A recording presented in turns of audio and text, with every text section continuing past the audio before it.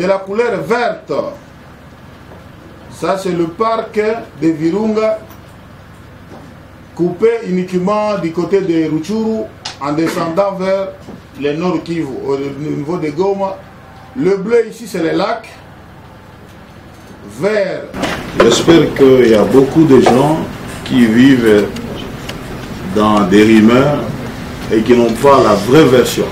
Vous présentez la vraie situation pour que les filles et fils congolais soient édifiés et qui soient au courant de toute situation qui se passe au niveau de la frontière entre les Congo et les Rwanda.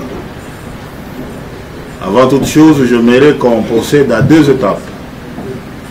La première étape, on va vous démontrer la genèse à travers la reconnaissance, comment les militaires ont progressé et comment il y avait eu contact. Et après, il y aura aussi, après attaque, la deuxième reconnaissance, ce qui s'était passé. De manière que les gens aient la vraie version et non des tâtonnements.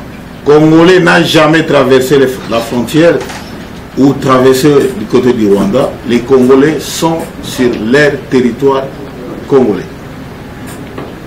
Et ce sont des Rwandais qui ont traversé leurs frontières et ils entrent chez nous. Et vous verrez avec plus de détails. Et j'espère que, en tant que médias, il fallait que vous formez, vous informez les gens de la situation réelle et non de mensonges. Nous voulons que vous suivez de près le détail et tout ce qu'on va vous présenter, vous avez le droit de les prendre et de les publier. Puisque il y a les gens qui mentent en disant que le Congo a traversé la frontière. Le Congo n'a jamais traversé la frontière, c'est les Rwandais qui se trouvent sur le territoire congolais. J'aimerais que les gens de caméra là-bas, les militaires sont là dans tous les axes. Mais les axes qui étaient proches, les gens qui ont... Nos hommes sont arrivés avant, c'était le point 3. Les sites de choqué. Et nos militaires ont progressé, arrivé à 200, vous verrez même. Vous voyez l'endroit ici, ça c'est l'endroit du 13 février, il y a eu contact. Les Rwandais et les FARDC. Et il y a même un coordonné qui est là. Ça c'est l'endroit de contact que l'armée rwandaise, quand les militaires font quoi? Ils vont prendre les coordonnées après. Je les explique. Quand vous campez dans un endroit, vous ne pouvez pas rester toujours, vous tous là-bas. Vous devez encore enlever une équipe qui doit faire comme votre point d'observation à quelque distance pour vous informer s'il y a quelque chose. Vous voyez, c'est pour cela le campement ici, dans les territoires congolais, ils ont encore mis des OPI avant.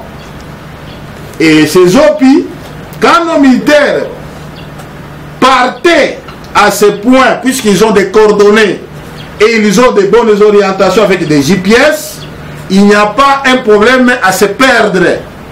Les militaires partaient pour identifier qui se trouvent sur notre territoire.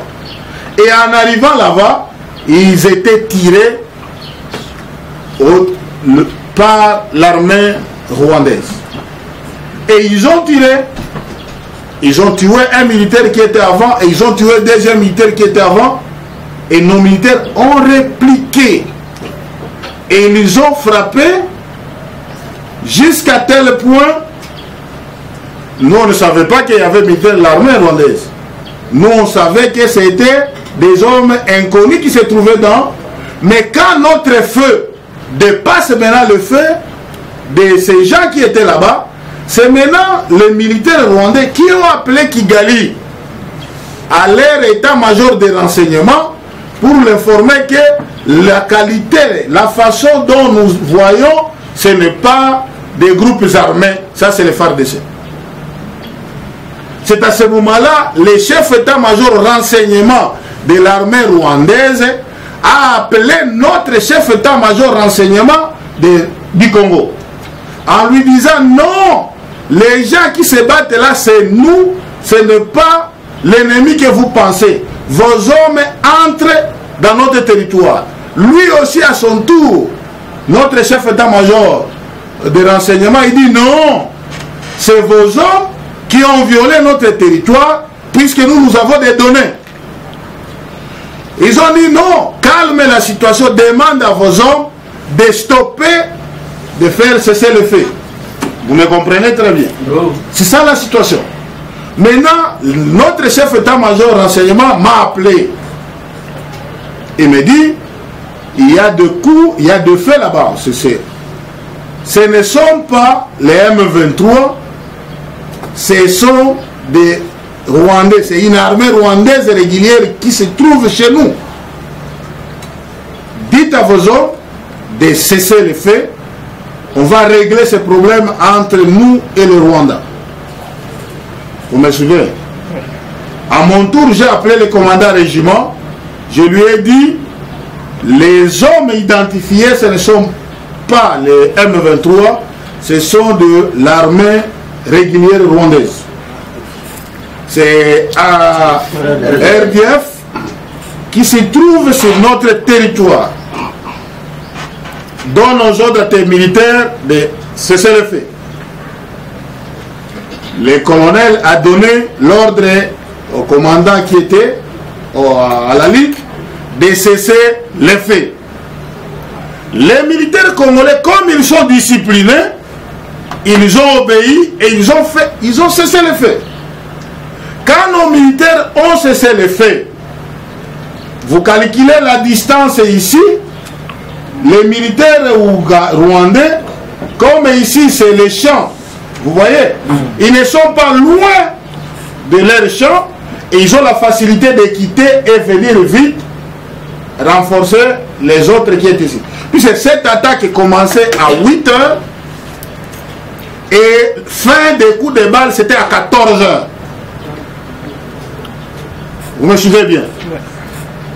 C'est-à-dire, les contacts commençaient à 8 h et fin totale, aucun coin on n'entendait pas des coups de balle, c'était à 14 h.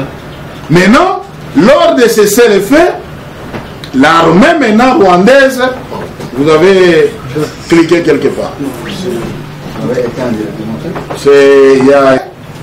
Et il y a eu 2 morts d'abord de nos militaires, au même moment quand ils tiraient. Et la réaction des FARDC, ils ont répliqué. Et ils ont plus répliqué. Et quand ils ont plus répliqué, eux-mêmes savaient qui était de leur côté, puisque nous, on n'était pas du côté de l'armée rwandaise. C'est à ce moment-là qu'ils ont appelé leur hiérarchie pour leur présenter la situation que non, ça c'est les FARDC qu'on se bat avec. Et lors des conversations, contacts entre leur chef état-major de renseignement et notre chef état-major de renseignement, nous avons maintenant identifié que c'était l'armée rwandaise, ce n'est plus les gens incontrôlés qu'on pensait. Et c'est à ce niveau-là qu'on a su que l'armée rwandaise a violé le territoire congolais, puisque nous avons tous les détails qu'on vous a présentés ici. Et en plus, lors de cesser les faits, les Rwandais encore ont tiré sur nous. Et il y a encore un autre troisième militaire qui est tombé là-bas. Vous me suivez bien? Ouais. Et en plus, il y avait, c'était la guerre, quand les gens, je vous ai dit, de 8 h jusqu'à 14 h, et réellement, le cessez-le-feu a eu lieu. Moi, j'ai ordonné au colonel, retourne comme l'hierarchie va régler les problèmes des 2 États, retourne nos hommes et ils doivent rester toujours en brousse pour attendre la délégation des mécanismes. Au même moment, quand il y avait cessé les faits, nous avons déjà identifié que c'était des Rwandais. Moi-même, j'ai appelé les mécanismes, puisque dans les mécanismes, il y a les officiers rwandais. Je les ai bien dit que vous avez demandé cesser les faits militaires et on avait aussi 5 blessés. Mais lors de l'évacuation, il y avait aussi un autre militaire qui était mort à cause de l'hémorragie. Puis c'est pour calculer, quitter là-bas jusqu'à... c'est la brousse, c'est la forêt là-bas. Et en total, nous avons maintenant 6 morts du côté de nos militaires et 4 blessés. Et tous ces 4 blessés, il y a 2 cas graves et d'autres, ce n'est pas grave. Ça, c'est ça la situation dont je vous présente les filles et les fils de la République dominicaine du Congo, étant que médias nationaux et internationaux qui sont venus ici. Ça, c'était la situation avant la guerre et pendant la guerre. Maintenant, on vous présente aussi la deuxième reconnaissance. On nous a donné des orientations de cesser les faits. On a fait retourner nos hommes à quelques distances pour qu'il n'y ait plus d'échange de coups de balle. Et je vous ai dit, même nos 3 hommes sont restés là-bas pour que les enquêteurs arrivent sur les lieux. De manière à savoir qui a violé l'intégrité d'autrui. Si on avait enlevé, on pouvait dire qu'ils ont enlevé. Pour connaître les résultats du Rwanda, vous êtes des journalistes, posent aux Rwandais qu'ils vous disent leur bilan. Que ce soit 1, 2, 3, nos militaires sont là. Je vous ai rassuré que nos militaires sont là.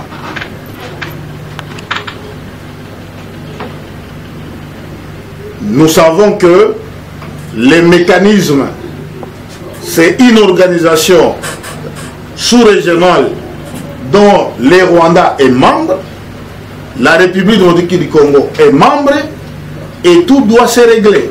Et vous saviez que nous avons notre organisation régionale qui est l'Union africaine, dont le Rwanda gère la présidence. Il y aura la solution et ils doivent respecter les traités internationaux et ils doivent quitter. Kongo anabaki kwake kila siku. Hakuna hata siku moja Kongo amevuka meta moja ngambo ya Rwanda. Ingekuwa vizuri nyinyi wa journalist muulize Rwanda anataka nini na Kongo kuvuka kwa Kongo. Ndio, lakini hawajibu kwa urefu kwa sababu waelewa.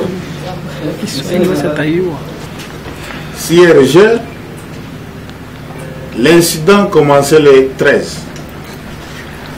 L'armée rwandaise et l'armée congolaise se sont battus dans le territoire congolais les 13, de 8h à 14h. Et le même le 13, CRGL a été saisi. Et le 14, CRGL était ici sur cette salle, on lui a présenté la situation. Et le 15, CRGL traverse le Rwanda. On ne peut pas parler de ce qu'on peut faire or que CRGL n'a pas encore terminé. CRGL est dans la procédure normale, en train de suivre le processus. Quand il va terminer là-bas, il va encore revenir au Congo pour aller sur le terrain du côté Congo. Moi je pense que vous, le média, vous pouvez aller avec CRGL pour lui poser les questions là-bas. Est-ce qu'il vous ferait combien de temps? Et si vous ne chantez, ils sont en train de faire. Pourquoi? Puisque la drogue est chère. Ils doivent faire, puisque là chez eux,